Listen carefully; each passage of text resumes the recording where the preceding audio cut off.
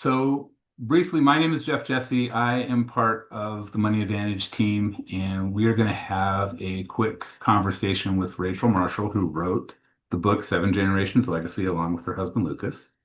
And we're going to just talk a little bit about what it is, how it came to be, and what it could possibly mean for you if you were to read it. So, right off the bat, you wrote a book.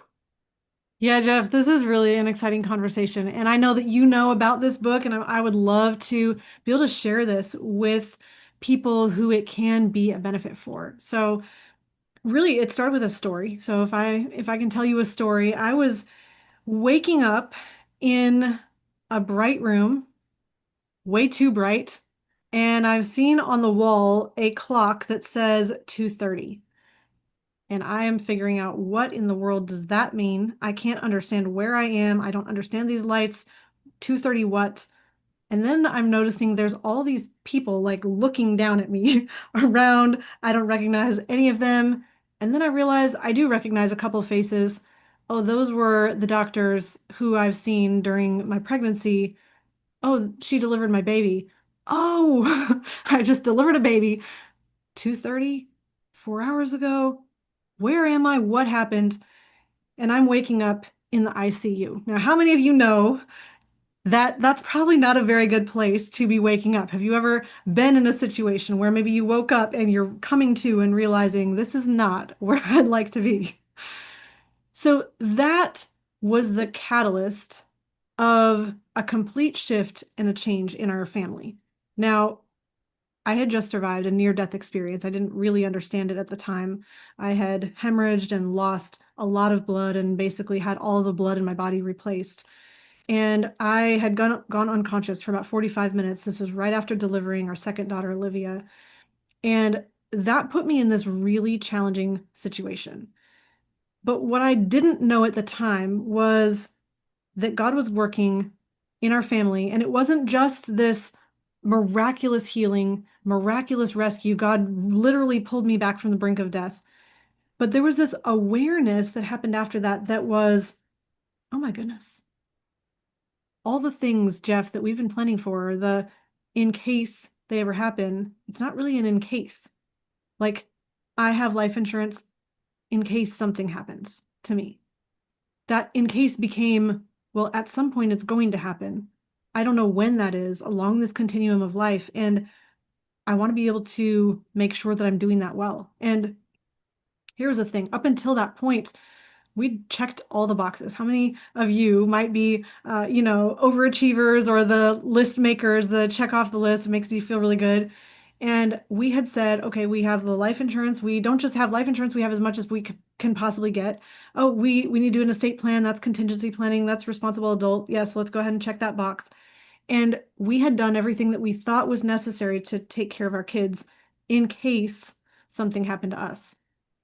The question that we really were confronted, though, and this was like a deer in the headlights moment, was if we did die young and we didn't have time to train our kids, how do we know that giving them financial resources and having this legal mechanism that was an estate plan that gave them all the money that they'd ever need to take care of them, how do we know that they would know how to use it? Like, how do we know that they're going to be good stewards of that? How do we know they're going to not just blow it or blow themselves up on account of having it? How do we know that it's going to be good for them at all? And here's the thing, many people I talk to, you might be in the same position, think that, maybe you don't have enough wealth for it to all really matter. We're not those really wealthy people that have to do all kinds of, family constitution planning and really thinking about long-term thinking.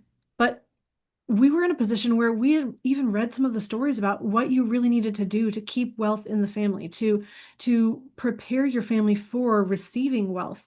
We just thought, well, we're not really part of that club. We don't really need to do all of that. We can just check these boxes and everything's going to be okay. And it was almost like the emperor's new clothes story when we realized all these things that we had believed were absolutely a sound plan ended up not being a sound plan. And then suddenly we realized that we did not have to have that be our story. We had everything we needed to be able to really invest in our kids well, equip them with the stewardship to be able to handle money that they are going to eventually, at some point in life, receive.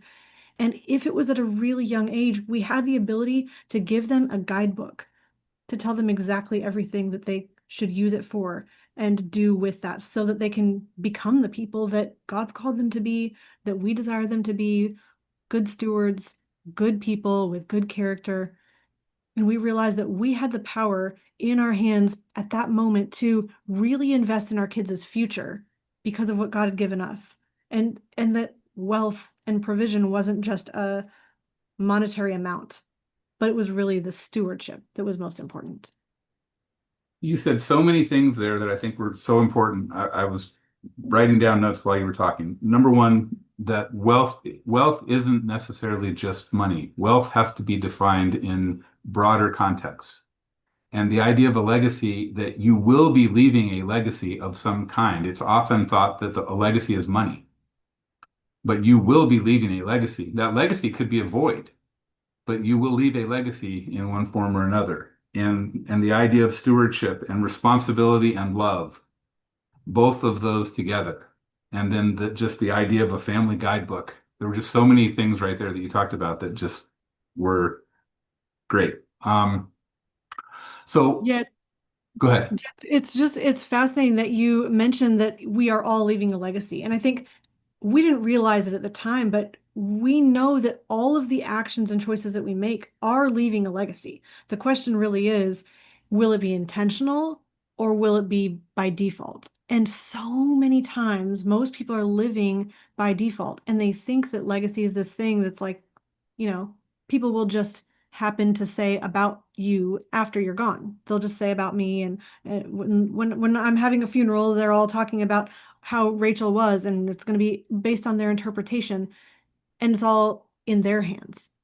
But what Mhm. we realized is that legacy really is something that we had the responsibility and the tools to be able to create right now while we're living so that we're carving out the intentional legacy that not only will, it's not just about being remembered well, it's not just about what people say about you, it's really about the impact that you can have for multiple generations, kind of like this echo, this resounding ripple effect that you can influence and impact your children who can influence and impact their children.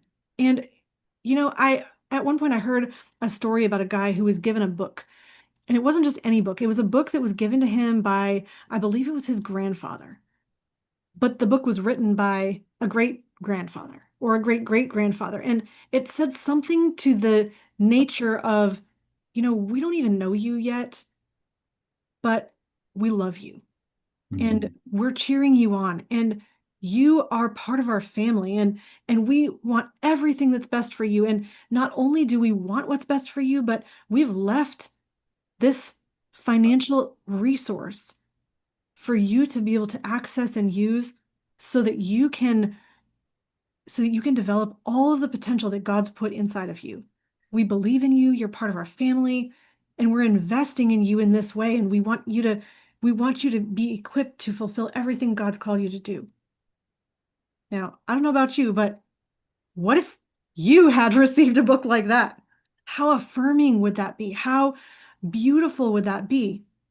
Now, here's the thing. You might not have received that book, but you sure have the ability to create that book that your great, great, great grandchildren can read and have and feel that love and that sense of belonging and know that you were for them and that you did everything possible for them to thrive.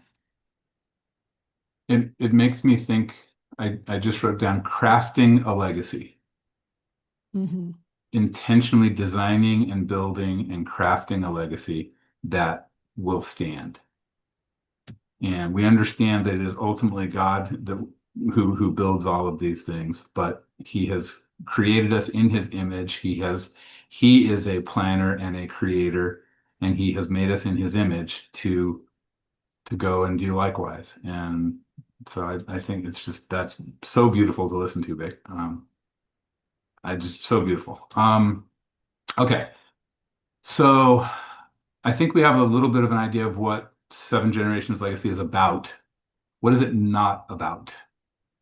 Oh, Jeff, I love that you asked this question because I think the first thing that can come into someone's mind as they're thinking about legacy and crafting a legacy goes right to strategies and tactics.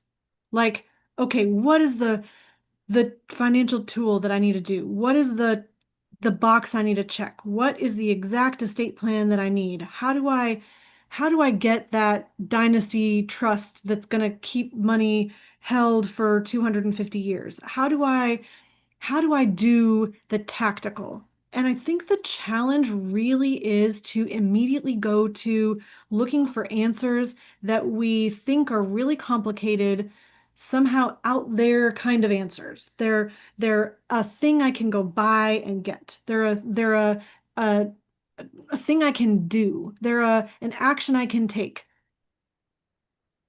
Really creating a seven generations legacy, which is what the book is about. And it's this idea of creating something that really lasts. It really doesn't start with a strategy, a tactic, a financial product, the perfect life insurance policy, the perfect estate plan. It doesn't even start with billions of dollars. It really starts with becoming the person who is capable of thinking long term. And That's what I just wrote down. I wrote down who you are and who you become.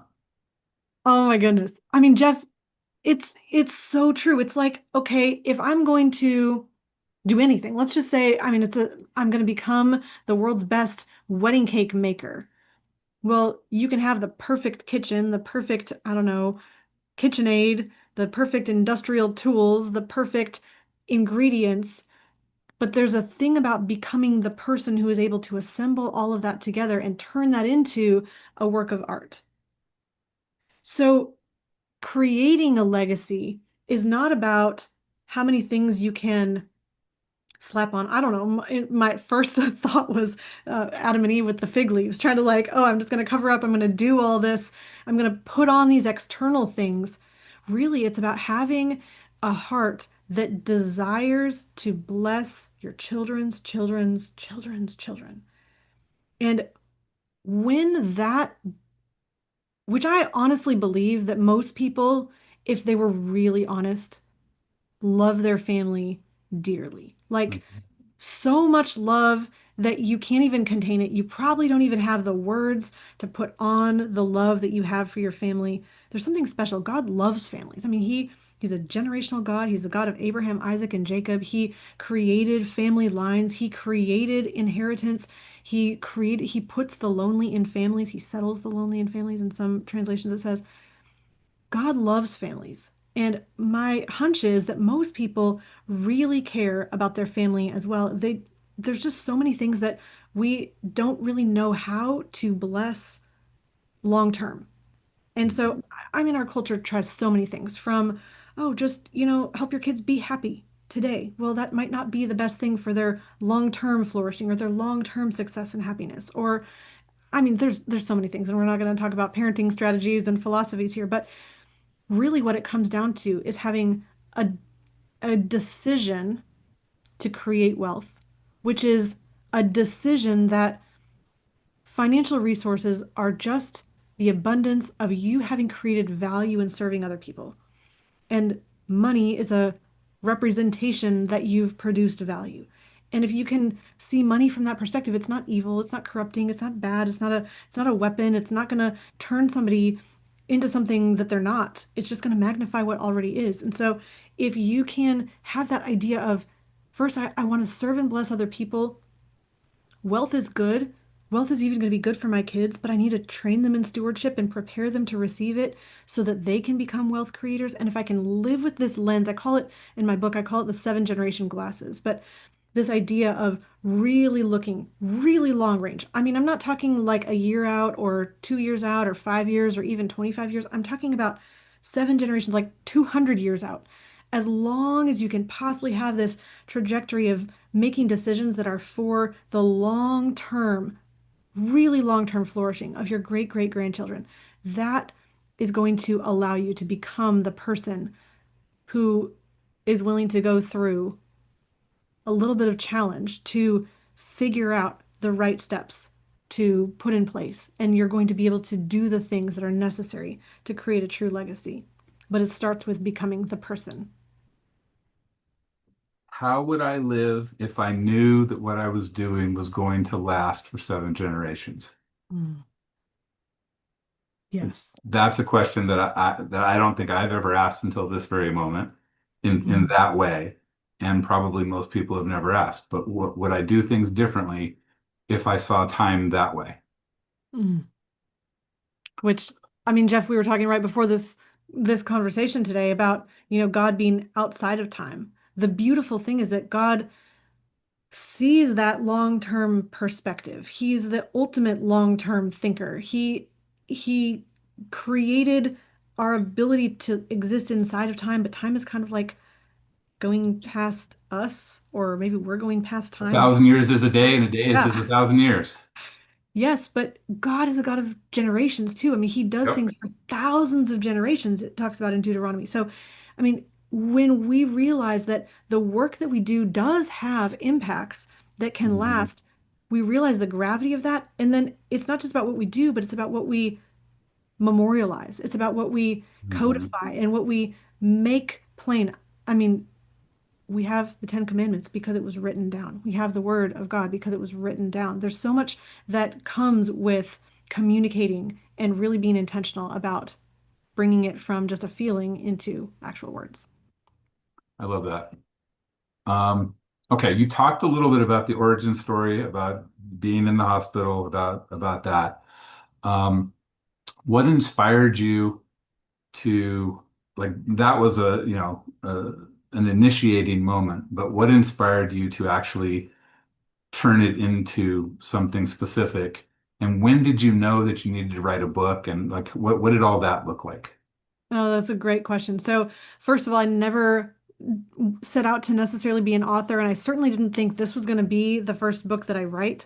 After that whole near-death experience happened, I knew that it was really important to keep the details and that it was going to be a story at some point, but I really didn't know what God was going to do with it and what it was all going to be used for. And so, kind of set that whole idea on the back burner. And in our family, we just got to work really figuring out if we're going to make sure that provision we leave for our children at some point, including tomorrow, if that provision was provided to them for the sake of somebody else picking up where we leave off when we go to heaven, what would that look like? What financial choices would we make through our life if we were here? So we started kind of scripting out in advance all the things that we would choose to spend money for in our family. Starting to think about our kids in college and getting married and buying rental real estate, all of the things that we were just kind of going through the timeline of life, thinking about what we would value. And we realized that it wasn't even just about the things that we would purchase financially, but really about the character that they would have and the things that they would become. So we realized that we needed to do a complete overhaul of our financial and estate planning if we really wanted to make a true difference. Because we all know that just because you have a lot of money, the Vanderbilts were a prime example. They were more wealthy. Cornelius Vanderbilt was more wealthy than the US Treasury at the time that he passed away. And yet, that money was completely squandered and did not last. The family finally got together about 100 years later, and there wasn't even a single millionaire in the room.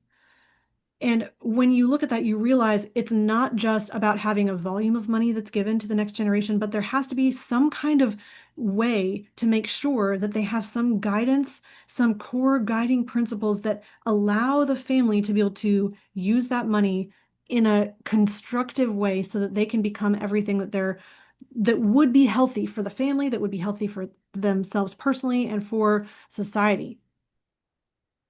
And we realized that we needed to be really clear about writing that guidance. We needed a different kind of estate plan completely that would provide instruction on how to use capital, not just a free-for-all lacking accountability.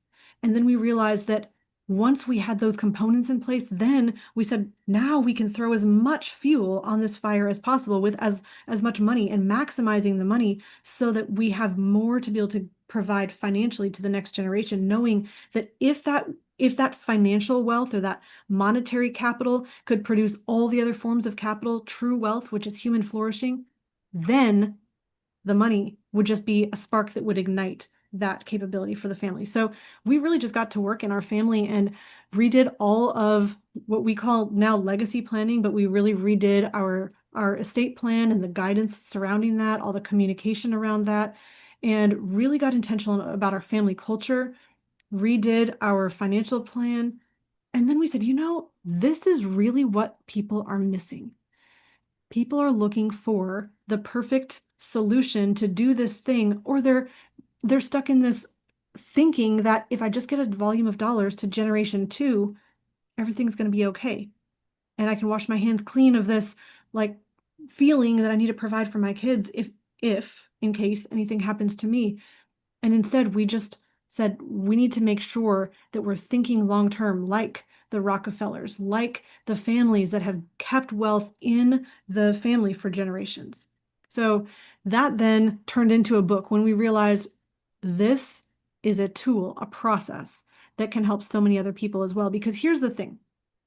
I see people really standing in one position, and for lack of a better word, I call this like the hell of legacy planning. So go with me for a second. I know this sounds a little crazy. So the hell of legacy planning would be all of the stuff that you have heard that's yucky about leaving money to your kids, all the trust fund babies, entitlement. What if they blow up the family? What if they use it to, buy 15 cars and the money's gone? What if they become jerks or selfish or lazy or they don't develop their potential because they were given financial resources? All of that yucky stuff about potential about leaving money to the next generation. All of the what might go wrong, Yeah. as opposed to all of the what could go right. If we Yes. had a family guidance system, if our objective was not passing on wealth or structures, but human flourishing, if that was the underlying objective, that the next generation flourishes as image bearers, as opposed to we just have the right things in place. Exactly.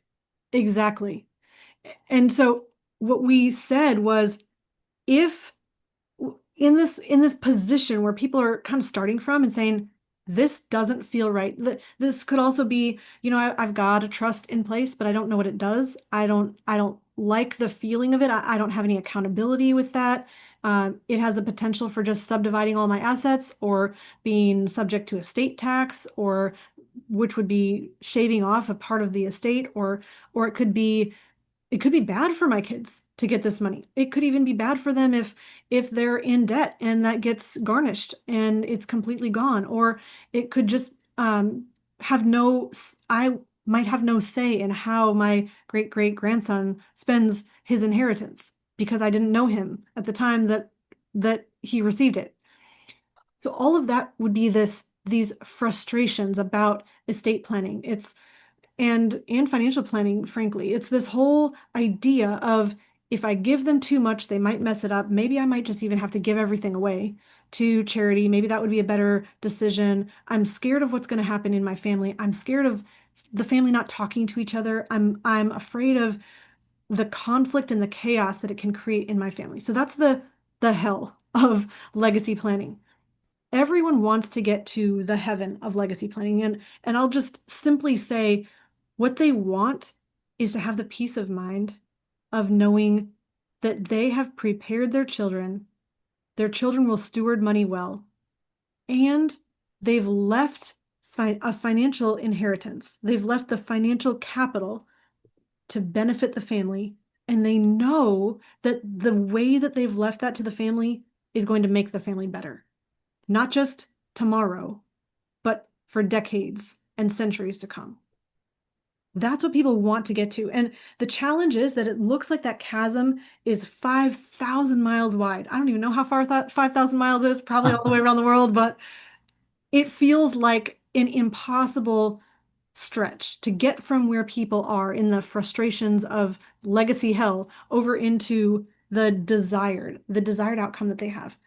And we found that it really is just as simple as one process. I say you're just one process away. It's the Seven Generations Legacy process. And so, um, if you want, I can walk you through those three You teed pieces. But yourself up for that for a question that was coming. I want to ask one question before we talk yeah. about the process. How long did it take you to write the book? Oh, that's a great question. So the story happened in 2019. Um, Man, writing a book was so funny. And this is really funny too, because ChatGPT, I don't know if it didn't exist at the time I wrote the book or if it really didn't exist. So either I wasn't aware or it didn't exist. There was zero ChatGPT in that book. So it was me typing, epic music in my ears hours at a time, blocking all the focus out so I can just zone in and write this book and pulling together ideas, making sure it was coherent. I wrote it. Um, it was really hard. It took a long, long time. I edited it. I had multiple professional editors. I think we did like 4 edits, and then we overhauled the whole thing and did a whole new process and had a whole new editing process. Oh my goodness. I don't even really know, but I think it was like 2.5 years. It was a really long time. Okay. And I not just I just wanted to have a little better feel for what the actual labor of love was behind that because I knew it had to be significant. It definitely was multiple coaches, multiple processes that we paid for to help us with the ideas, the thinking of how to write a book. Man, I never realized it would be such an undertaking, though. We wanted images in the book, like sketch pictures, to make the ideas make sense. And that was a whole process, formatting. Anyway, really being able to put it in someone's hands, it was a process, but I think even more than that was all of the reading and the books and the seminars and the learning and all of the things that we did to pull all the information together that we felt comfortable doing in our own life that was going to produce the result that we wanted. And the result we wanted was this heaven over here of knowing not only will our kids be provided for financially, but they have the map to follow. Right.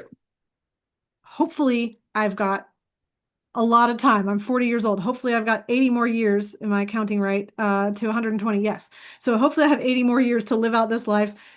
If I don't have that long, I wanted something that we want, Lucas and I wanted something we could hand to our kids and our great grandkids and our great great grandkids that would be the map of everything they need to be able to make decisions on how to steward wealth, keep it growing, and use it for good. And so the book and everything else that's flown with and out of that has been just an extension of what started at that moment in those lost 4 hours when you woke up at 2:30 in the morning. And it's just been one step along in the progression. So you had mentioned the issue of a process. So tell us a little bit about that. Yeah, so just a really simple process. And when I say you're one step away from getting the exact outcome and desire that you want, I really do mean that. It is not endless, it's not ambiguous, it's not unclear, it's one process. And so it really starts with the meaning. So writing the meaning of your legacy, writing down the meaning. Now, most people skip this step because they think it's not important. They think it's woo-woo. They think it's maybe just a something for nice people who are really too verbose to write down things that sound nice. The challenge Or is, it's become a cliche. oh And yeah, like people and so mission statements and vision statements and oh, they don't really mean anything, but it's actually the linchpin. absolutely. You absolutely hit the nail on the head. So the challenge is most people first jump to money. They say, well, if I just have as much money as possible, then I can, take care of my kids, take care of my grandkids. It's going to spill over generationally because of the volume of capital. But we know that families that just had a lot of money did not keep money in the family. So that's clearly not the path. Then the next question or the next thing people usually go to is, well, if not just enough money is the answer, then maybe if I just have an estate plan too, and I do that estate planning, then I'll have everything in place. That's what we did. We thought, hey, we've checked all the boxes. We've done the right responsible adult thing, and we're taking care of our family. The challenge is without really knowing why you're leaving money to the next generation, without knowing how to use it, without realizing what You want them to become and do with that money. And really, become is even more important than do with the money. Without that guidance, you don't have a why. I mean, Simon Sinek says start with why. I'm a huge fan of his work. If you do not have the right vision in place, you're going to go all over the place. And even if you technically accomplished the boxes and checked the things off and you did it right, you're not going to have the outcome you wanted. So really, we found that every family that kept wealth in the family and that it was good for the family, they had a core guiding set of principles, purpose statement that really was their the crux of their family. It was what it meant to be that family member. They had something that united and identified the family all together. And really, sometimes I hear people say, "Well, do I really need to write that down?" People just kind of know. In my family, we have this value system. I talk to a lot of people who love the Lord, who have strong culture of faith in their home, and sometimes that can say, well, yeah, we're doing the right things. We're taking them to church, we're having home devotions, we're doing family worship, we're doing all the right things. Do we really need to write down the things that are most important to us? Here's the challenge. If you don't write it down, you might have, after you're gone, your kids live another 50 years. Oh yeah, we used to do this. Somebody else remembers a little differently. Oh yeah, I think mom and dad probably valued most love. Well, I kind of think they valued loyalty. Well, I kind of think they valued going to this particular denomination of church. And what happens is the experience gets clouded by their life later, and Yeah. and the meaning can get lost if it's not codified. So writing the meaning, this is the most important component of making sure that you have a vision for your family and you're communicating it effectively. You're pulling them together with that identity and purpose. The next step then is having the right legal mechanism. So money is first, mechanism is second. The mechanism is really important, but most mechanisms, most of the estate plans I see do not accomplish the goals effectively. Most of the legal plans end up holding money in trust or what's a protective mechanism before the founder, generation one, passes away. And after their passing, it spills that bucket of protected assets out directly into the hands or the laps or the bank accounts of the heirs. The challenge can be if you do that, now you have estate tax challenges, you have potential creditors and lawsuit challenges, you have challenges of lack of accountability because they can do whatever they want with that money. You also have the money is all subdivided and you're not keeping it together for the family. So you need to have the right legal mechanism that will do the job that you want your money to accomplish. It's not just simply protecting money, it's doing the job of allowing your family to work together in decision making, to collaborate, to provide accountability. And if those are the kinds of things that are important to you, securing the right legal mechanism is really important, which means you've got to work with somebody who understands your vision and your goals for your family. I'll pause there for a second. Just any questions or thoughts that you have surrounding that?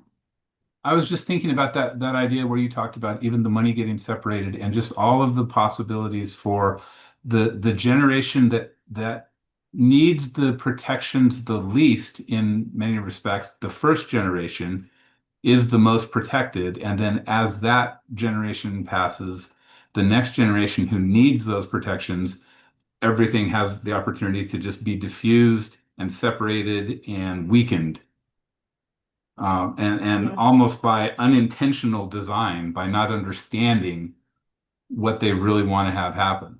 And so absolutely. thinking that you're solving a problem, but not understanding the problem well enough to realize that you might even be compounding it. Yeah, I mean, I would call it even unraveling, but I love the words that you put on it. This people are always looking at the question of fairness here as well. Like, Hmm. how do I take care of my kids fairly? If you've got $100 million estate, okay, well, you've got four kids, that's 250,000. Am I even saying the right numbers? 100, 250 million to each child. So if you're in a position of saying, okay, here's the value of the estate. Let's just parse it out and give equally distributing to each child.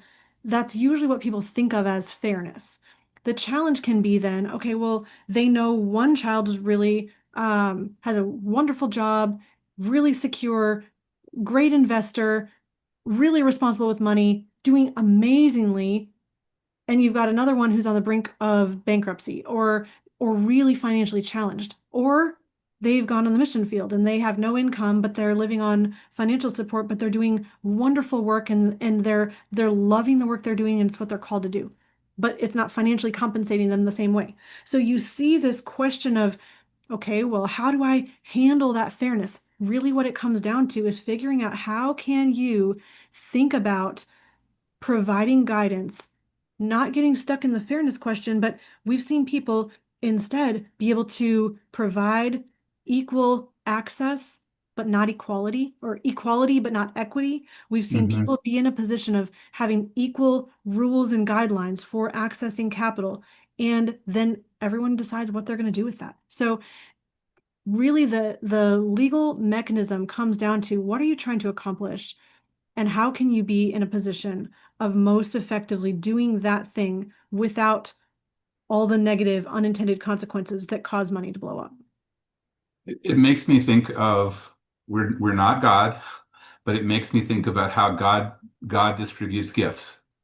He distributes them with perfect wisdom, with perfect intention, and precisely where they should be.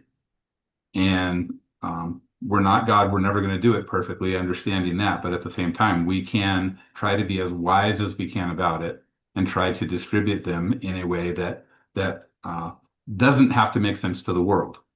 Yes. Because the world would say, you got four slices, slice it up even. Hmm. Um, Yes. that's great. Okay, One who more, there's is? one more step. There's one more step. Oh yeah, So there's one more step. So after meaning, mechanism, then money. Now, if you've done everything else right, the cool thing is here that you want to maximize the money because the more money, the better you can do everything else. It's like fuel in the engine. It's like, I don't know, I'm thinking of like one of those perpetual, we have a one of those wooden puzzles that our Mhm. daughter built that you turn the crank and it makes these marbles run and then lifts them up and it like keeps going. The So perpetual motion machine. yes. So if you are going to have that continue going, you want to have the money just be able to keep turning that crank and not run out. You don't want to be like, oh, well, it worked for 10 years and then it's gone.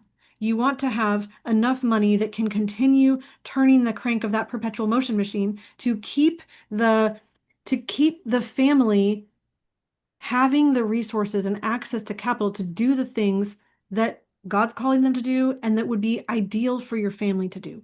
And so that's really being able to add whatever level of resources somebody is at the most possible to make the whole thing flourish. So that's as simple as it is. Meaning, then mechanism, then money. Wow. It's beautiful and elegant and simple, and you can keep that in your mind right away. And like as you were talking about, even on the meaning section, it's like if we have the meaning written down, we can write it down, but we need to come back to it repeatedly so that it becomes part of who we are, not just something that, oh, it's in a book somewhere and I might run across it every once in a while. Yes. So And that's really, really important to make sure that it's something that you're living. You're not just writing and tucking away. It's like you're not just lighting the candle and hiding it under a bushel. You are using this work that you're doing and you have it front and center on display in your family. It's something you're always coming back to and it's part of the way you live. So really quick, we want to be respectful of time, but really quick, this made me think of something, just the idea of this being a living process though as well. It's not a static process that you do one time. You establish it one time, but then it's a living process that continues. Talk about that for a second. Yes, and I feel like we get this question all the time because people want to complete things and be done. And also, you want to be finished so you can have the peace of mind that you have traveled this journey, you've gone through the steps, and you are now able to experience that peace of mind of knowing my kids have the map. as much provision is in place as possible. We have the right legal mechanism. It's going to create accountability. It's going to create collaboration. The family's going to thrive. The communication is in place. Everyone's bought into the vision. That is the ideal. That's the place that you want to get to. And there is a clear process to get there. Now, what that also means is that as you are a legacy creator, it's not just a thing that you do.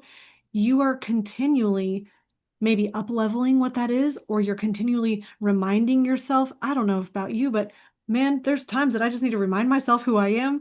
Uh, when you read your legacy documents, when you read what you have created, you're reminding yourself who you are, you're reminding yourself why it matters. And there's going to be things that you'll have more clarity on 5 years from now as you are continually reading this, and you might update. Lucas and I have done this almost every single family summit where we're looking through our whole family guidance system, through our whole memorandum, our legacy plan, and we're looking at that and we're saying, oh, we need to modify a few things because we have more clarity in this area, or there's additional guidance we want to give, or there's a component we want to rewrite because this would more accurately reflect our family or our vision or our mission or where we're going. And so that is definitely something that you're always coming back to your true north and reminding yourself who you are, but also you're in a position where you're continuing to say, do I need to make modifications? Do I need to update the way that the legal protection is laid out? Do I need to make modifications to the money component? Do I need to make modifications to the communication or the meaning? And so you're always fine tuning as you're living as a legacy. More is not necessarily better. Better is better. I love, And so yes. you're refining as you go and making it more of who you are and better of who you are, not just more for the sake of more. Yeah, and Jeff, actually, you had said something, not in this conversation, but before previously in a different conversation, where if you have the framework, then you have something to tweak and make better. Mhm. Rather than if you have none of the foundation, it's really hard to build a legacy without having the, I don't know, the wireframe in place. That's not what you build for on a house. Lay the foundation. Yeah. So you need to complete it. You need to complete the work, but then you're still gonna like rearrange your house from Mhm. time to time, or you're gonna clean the house as you're living in this thing that you've built. That's great. Okay, two questions I'm going to combine. Who is Seven Generations Legacy for, and who is it not for? Okay, so who is it for? It is for any person who cares about their family line. And I'm gonna actually make it bigger than this. It's really for somebody who says, I hear Proverbs 13:22. A wise man, a good man, leaves an inheritance to his children's children. And so clearly God has in his mind, in the mind of God, there is a way to bless multi-generationally. And it's for the person that says, I really want to make sure that I'm doing that, not just by saying more money is going to solve this problem because it's going to spill into the next generations, but really, how do I structure this entire preparation and stewardship and training for my children so that they're equipped with the tools to be able to handle and not just handle, but to steward wealth well, is really for that person who has that responsibility to the Lord to say, how do I do this well? How do I not just enjoy the wealth that I have and live well on it, but how do I bless my kids and their kids and their kids with this money? Um, that might mean that you don't even have children yet, but you care about the children that you will have. It might mean that you're a great grandparent and you have children and grandchildren and great grandchildren that you see in your natural world because they already exist. And you're realizing that you have the power to be able to bless multi-generationally. Who, um, not who, what would you say are the biggest obstacles to people wanting to go down this road?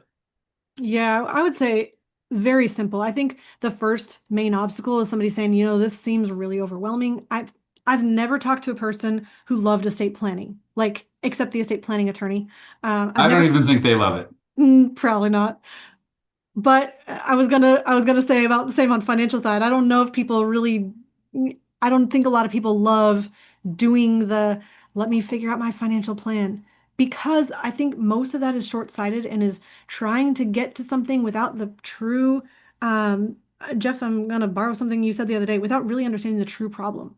So if they're Mhm. trying to solve a problem of, let me just protect my money, well, then that is one kind of estate plan.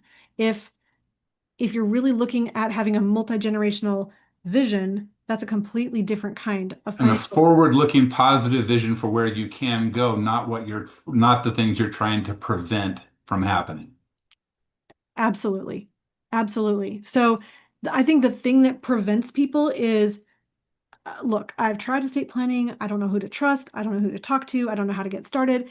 Yeah, this sounds great to write all this meaning. I have no idea how to do that. I mean, is it going to take me 16 years to try to get this all down? I don't know where to start. I think those are some of the big questions that they have. And then, so just to answer that real quick, we have people who have said it's difficult to answer the questions as we're going through this Seven Generations legacy process. It's difficult at the beginning, but what it did, oh, this was my one of my favorite statements. One of our clients named Sabrina said, all of those difficult decisions up front gave us so much clarity so that we were not overwhelmed with decision fatigue of all the micro decisions that had to be made later in the planning process because we knew exactly what we wanted. So knowing the right process that will bring you through is really the first step in getting started. Because if you know that it's going to lead to that the eventual outcome that you want, then you can just follow the process rather than wondering where to start.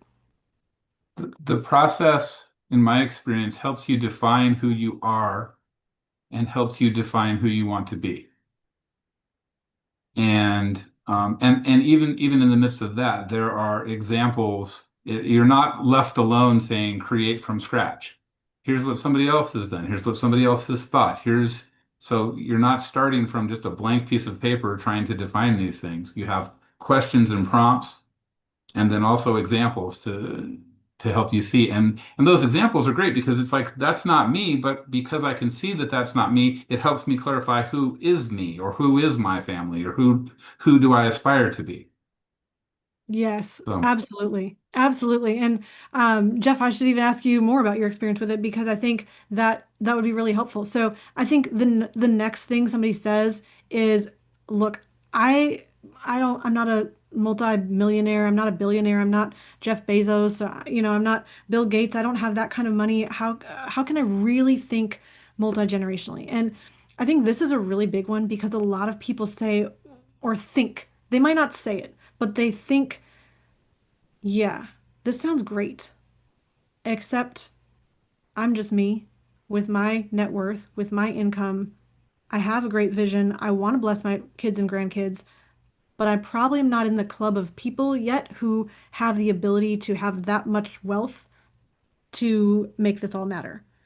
And I think that people shortchange themselves because I tell a story in the masterclass that I'll leave for the masterclass, but I think the most important thing to realize is that it is not what you think.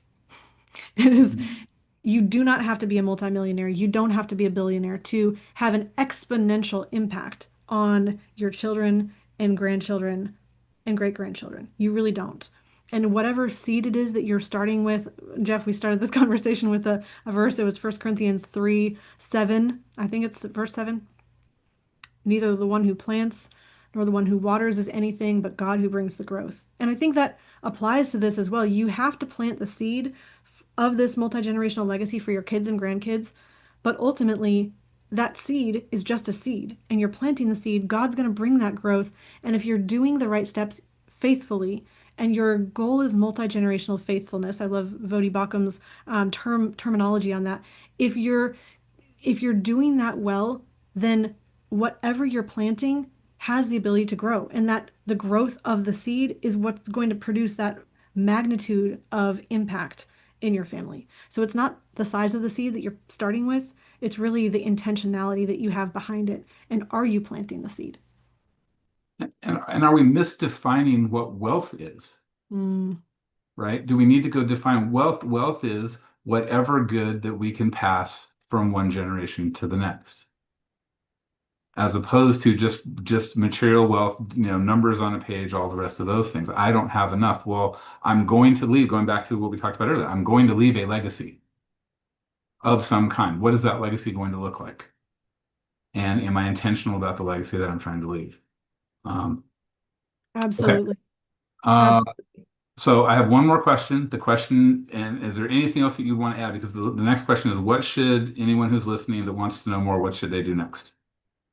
The only other thing I would say is I think sometimes one other thing holds people back, and it's maybe not knowing who to trust, specifically in this whole financial space, this whole estate planning space. Like, do I have to go find my own attorney? What if they don't think this way? What if I'm having to educate my financial advisor about the thing I'm trying to do, and they say you don't have enough money?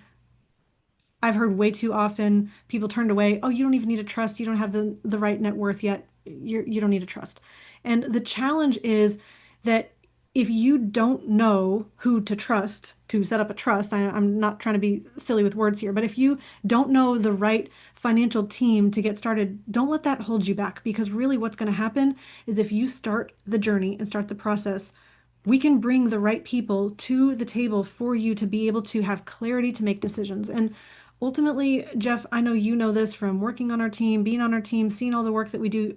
I might even just turn the mic over to you for a second, but we are not in the business of convincing anyone to do anything. We're really in the business of educating people so they have clarity to make decisions. And our our goal is for every person, whether it's financially that we're helping somebody with, or we're connecting them with the attorney for an estate plan, or we're working on their legacy creation, their legacy documents, we're in a position where we want you to have clarity to make decisions with confidence, which means you're educated, you understand what you're doing, you know why you're doing it. You're not half-hearted, partial-hearted, one foot in, one foot out, wondering what to do. You know the right next step, and it's clear what you should do because you have the right tools. So, Jeff, is there anything you'd add to that?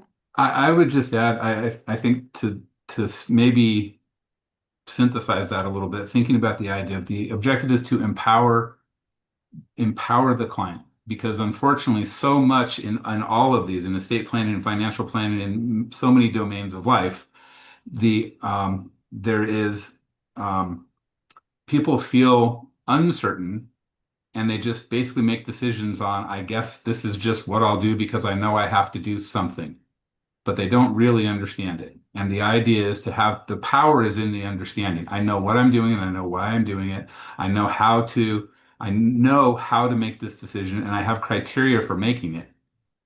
It's not to go say, trust us because we look good, trust us because we have a book, trust us because we have a website, trust us because this looks pretty or that looks pretty. We should be doing things in a professional manner, but um, you're empowered to make an excellent decision. You're empowered to know who you are, and out of that flows who it is you want to be. And we want to go be fuel on that fire, whether that fire means working with us or working with somebody else or not doing anything. But if you walk away with clarity that says, you know what, this isn't for me, that's a win for us, I believe. Absolutely. And often it is no. Did we make a sale? Did we, no, that's not the criteria that we're operating by. Um, Clients who and I think this is an interesting thing to think of. The definition of a client is one who is under the care of another. So if you look and That's say really that good. everybody that we work with is a client, whether that client pays us any money or not, that person is under our care, and our objective is to serve that client to the best of our ability.